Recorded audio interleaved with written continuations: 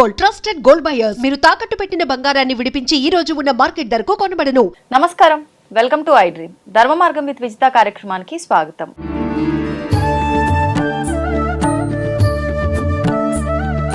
ప్రస్తుతం మనతో పాటు ఉన్నారు ప్రముఖ ఆధ్యాత్మికవేత్త, జ్యోతిష పండితులు ప్రొఫెసర్ సత్యనారాయణ మూర్తి గారు. ఇప్పుడు గురుగారితో మాట్లాడతాం. నమస్కారం గురుగారు. నమస్కారం మా విజేత.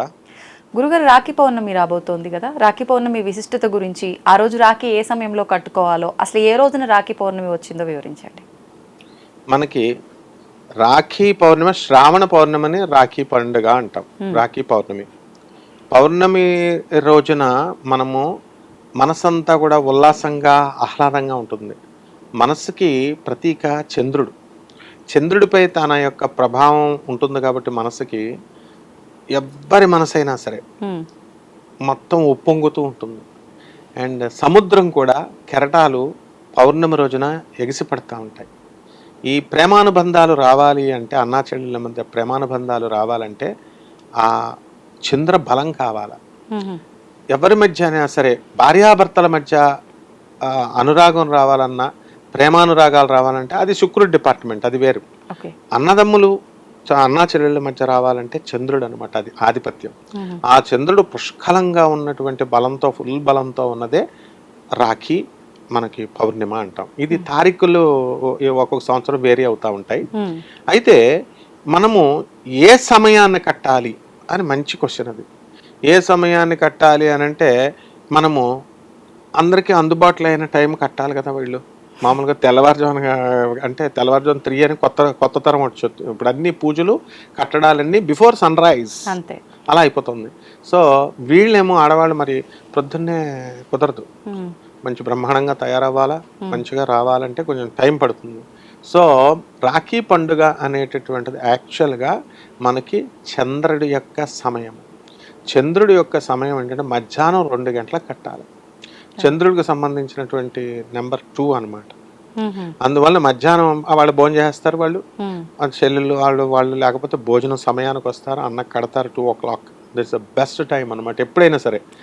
తర్వాత ఈ రాఖీ పౌర్ణిమ ఎవరికి ఎందుకు కట్టాలి అండి, అసలు ఏమిటి అండి అని అంటే, రాఖీ అని అనగానే ఏంటంటే బంధించేది, రంబీజము అగ్నిబీజం అనమాట. సో ఇక్కడ ఒక అన్న ఒక చెల్లెలు కట్టేటప్పుడు మనం ఏం చేస్తున్నామంటే, చెల్లి కడుతుంది. యముడు విధియకి, యముని యొక్క చెల్లెలు విధియ, యముడు వరం ఇచ్చాడు అనమాట చెల్లెలకి.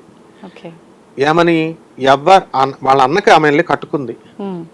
ఎవరైతే చెల్లెళ్ళు అన్నలకి కడతారో ఆ రోజున, తమ్ముళ్ళు కానీ అన్నలు కానీ కడతారో, ఆమెకి సంతోషంగా కానుకలవి ఇస్తారు, ఆమె మనస్సుని ప్రశాంతంగా ఉంచి ఆనందింపజేస్తారు, అప్పుడు అప్రయత్నంగా ఆమె ఆశీర్వదిస్తుంది. ఆ అన్న రక్షణను కల్పిస్తాడు. ఏమిటి, అప్పుడు తన చెల్లెలు వెళ్ళినప్పుడు, ఇప్పుడు ఫస్ట్ బాగా అబ్జర్వ్ చేయండి, పెళ్ళి అయ్యేదాకా వాడు అన్న చెల్లెలు ఇద్దరు ఉంటారు. చెల్లెలకి చిన్న ఏజ్ గ్యాప్.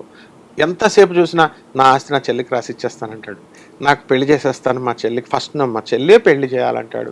తర్వాత అంత అనుబంధం, మామూలు అనుబంధం కాదు, పెళ్ళి అయ్యేంత వరకు మాత్రమే, ఎవరికి ఇద్దరికి పెళ్ళి అయ్యేంత వరకు మాత్రమే. పెళ్ళి అయిన తర్వాత ఈమెం చేస్తుందమ్మా, వాళ్ళ ఇంటర్నల్ అఫైర్స్లోకి ఇన్వాల్వ్ అవుద్ది.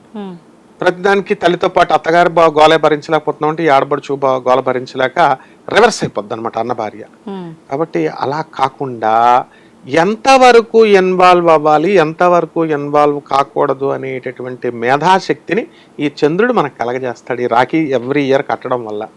అంటే పెళ్ళిళ్ళు అయిన తర్వాత కూడా మరణించేంత వరకు కూడా వాళ్ళిద్దరు కూడా అన్యోన్యంగా ఉంటారు, అన్న చెల్లి. అందుకోసం కడతాం ఇది.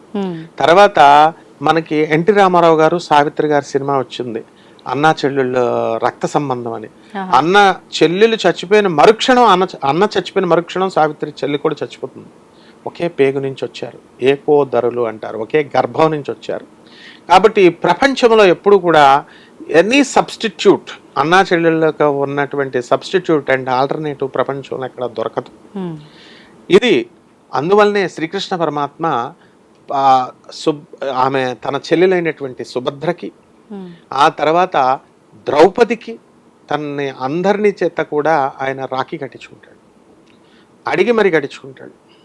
అలాగే అలెగ్జాండర్ ప్రపంచ విజేతగా 17 సార్లు అంత విజేతగా ఎన్నో లక్షల సైన్యాన్ని నరికి పడేసినటువంటి అలెగ్జాండర్ ఒక విదేశీయుడు అయినప్పటికీ కూడా పోరస్ అనేటటువంటి మహావీరుడు, మనం భారత భాషలో పురుషోత్తముడు అంటాం.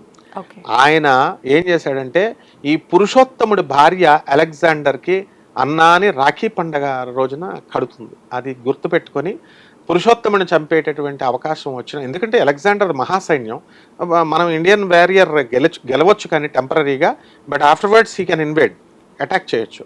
అది మానేసి కేవలము పురుషోత్తముడి భార్య తనకు రాఖీ కట్టింది అని, ఈ చెల్లెలకి సామ్రాజ్యాన్ని నేను వదిలేస్తున్నాను అని చెప్పి అలెగ్జాండర్ టచ్ కూడా చేయకుండా తన ఓటమిని ఒప్పుకొని ఆయన ఇంగ్లాండ్ వెళ్ళిపోయాడు. సో అన్నా చెల్లెళ్ళ మధ్య రక్త సంబంధమే అవసరం లేదు. అన్నా అని పిలిచినప్పుడు, చెల్లి అని పిలిచినప్పుడు ఆ బంధం అశాశ్వతంగా ఉంటుంది. కాబట్టి అటువంటి గొప్పతనాన్ని, అన్నా చెల్లెళ్ళ గొప్పతనాన్ని తెలియజేసేటటువంటి ఏకైక పండుగ ఈ రాఖీ పండుగ. ఇది ఉత్తరాదిన ప్రారంభమైంది. ఉత్తరాది నుంచి ప్రారంభమైనటువంటి ఈ పండుగ ఈ రోజున మనకి దక్షిణ భారతంలోకి కూడా వచ్చేసింది. వాళ్ళకంటే బ్రహ్మాండంగా చేస్తున్నాం మనం, అండ్ రాఖీలు వాళ్ళకంటే ఎక్కువ అమ్ముతున్నాం మనం, రేటు కూడా మంచి బ్రహ్మాండంగా అమ్ముతున్నాం మనం. అక్కడ వాళ్ళు 50 రూపాయలు అయితే ఇక్కడ 500. అంత కష్టపడి చెల్లెలు కొంటే కొంతమంది పిసనారి అన్నయ్యలు ఉన్నారు, ఇది చాలా తప్పు. వాళ్ళు 5 రూపాయలు కూడా ఇవ్వట్లేదు చెల్లెలకి. సాఫ్ట్వేర్ ఇంజనీర్లు యుఎస్లో ఉంటున్నారు, పెద్ద పెద్ద సంపాదిస్తున్నారు. ఈ చెల్లి ఎంతో ప్రేమగా పాపం తీసుకొస్తే వాడు పెళ్ళానికి భయపడితే దొంగచాటుగా ఇవ్వచ్చు కదా. మొత్తానికి అసలు పిస్నార్లు ఉన్నారు, డబ్బులు కూడా ఇవ్వనటువంటి వాళ్ళు. ఇటువంటి వాళ్ళని మనకి ఆ దేవత ఒప్పుకోదు, రాఖీ దేవత ఒప్పుకోదు. పుష్కలంగా ఇవ్వాలి చెల్లెలకి, రాఖీ కట్టినటువంటి చెల్లెలకి తన కెపాసిటీని బట్టి. పాపం ఇవ్వలేని కెపాసిటీ ఉంటే తనకు నిజంగా తన దగ్గర డబ్బు లేక చిన్న ఉద్యోగం అయితే నో ప్రాబ్లం, ఎంతో కొంత ఇస్తారు. కానీ ఎక్కడైతే పిసినార్తనం చూపిస్తారో వాళ్ళు అన్న డెవలప్మెంట్ ఉండదమ్మా. అందువలన ఈ ఒక్క ఇది చూసి రాఖీ పండగ అనగానే శ్రీకృష్ణ పరమాత్మ, సుభద్ర, పూరి జగన్నాథ స్వామిలో మనం ఆ ఉత్సవాలు ఇవన్నీ ఎందుకు చేస్తామంటే అన్నా చెల్లెళ్ళ గొప్పతనం చెప్పడానికే శ్రీకృష్ణుడు సుభద్రాదే యొక్క అనుబంధాన్ని మనం చెప్తాం. ఆ సుభద్రమ్మ తల్లి, ఆ యొక్క శ్రీకృష్ణ పరమాత్మ యొక్క అనుగ్రహం పుష్కలంగా వస్తుంది. కాబట్టి ఇక మామూలే రాఖీ పండుగ నియమాలు ఏమిటి అంటే పొద్దునేది అలాంటి స్నానం చేసుకోవడం, మళ్ళీ శుభ్ర వస్త్రాలు ధరించడం, కొత్త బట్టలు కొనుక్కుంటున్నారు, వెళ్తున్నారు, రాఖీలు కొనుక్కుంటున్నారు, తీసుకెళ్ళి అన్నా చెల్లెళ్ళకి కట్టేస్తున్నారు, వచ్చేస్తున్నారు. అలాగే అన్న కూడా భోజనం పెట్టాలి చక్కగా, చెల్లెలకి వస్త్రాలు, నూతన వస్త్రాలు పెట్టాలి. అలా వీలున్నంతలో చెల్లెల్ని మనము చక్కగా చూసుకోవాలి. ఈ ఒక్క రోజున చూసుకుంటే తప్పకుండా ఆ చెల్లి మనస్ఫూర్తిగా ఆశీర్వదిస్తుంది. ఆ యముడికి విపరీతమైనటువంటి ఆ శక్తి వచ్చింది యముని యొక్క చెల్లెలు యామిని వల్ల. అదమ్మా. ధన్యవాదాలు గురుజీ. ధన్యవాదాలు.